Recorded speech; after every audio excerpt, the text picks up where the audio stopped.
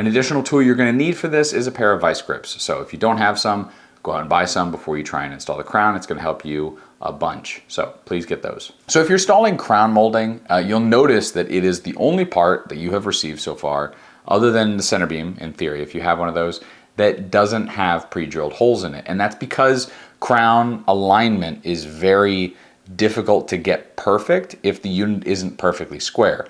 Things can change. A lot of things can change, both from an assembly installation point as well as from a manufacturing standpoint. And so the easiest way to ship these is with the straight ends and the corners, and for you to drill the holes as they line up with one another. So the way you do this is you start with one corner. You add one corner onto the side, you lift it up into place, and you screw it down to the beam. Now that tab that hangs over the top for the contemporary crown, as well as for the traditional crown, both just screw down to the beam. Now I'd make sure you can put 2 screws in it for now, but what you're gonna find is you may have to tweak the angle of that corner to make sure it lines up with everything. But just tack it for now. Then you're gonna bring up one of your beams on the center and the front, and you're going to basically line it up with that corner you just put in there. We are sending everyone with splice plates, those little 1/8 inch thick plates. And what you're gonna use there are your vice grips. So once you have it up in place, you're going to basically use the vice grips, clamp on to the corner. You're going to put 2 screws in it, and then you're going to move the long piece of the crown into the unit. Make sure you line up that edge and that outside face so it looks nice and pretty. And then vice grip clamp all 3 of those together. So the plate, the corner, and the long extrusion, whether it's A, B, C, or D wall, whichever one you're starting with. Clamp all this together and then put 2 screws in that.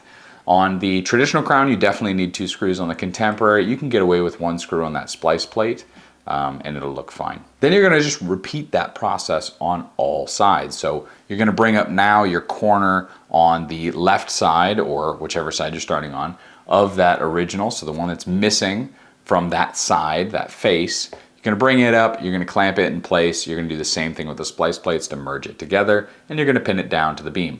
I would definitely connect that splice first on the corners when you're attaching the corners to the extrusions. Definitely attach that corner with the splice plate first before pinning it down to the unit.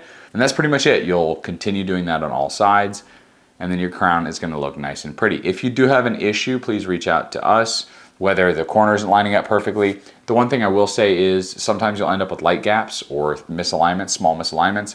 These extrusions have a lot of variation in how they come out of that mold. They can have slight angles based on how they look in planar surfaces between one another, and that's just part of the extrusion process. When you're pushing hot metal through a specific shape in 24-foot lengths, you can have slight variance, and all of that stuff, all those variances are within spec, both for us and for the extruder. So just keep that in mind. Not everything's gonna line up perfectly, but it's gonna look nice. Trust me. If it doesn't look nice, give us a call, we'll make it right. One thing you'll also notice is sometimes you'll end up with light gaps where they meet. You'll see a little bit of daylight in between. You wanna put some caulk on the back side inside the unit to try and kill that, so that way it looks dark or you can't see sunlight through them, and that will help a lot as well. The other thing you can do if you don't like seeing any silver is you can always use touch-up on the edges of each of those as you put them together. That'll also kill any light or reflection on each of those connections. And that's pretty much it. Once you have your crown in place,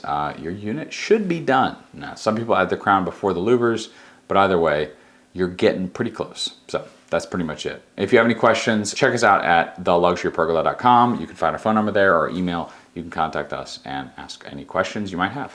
See you next one. Take care.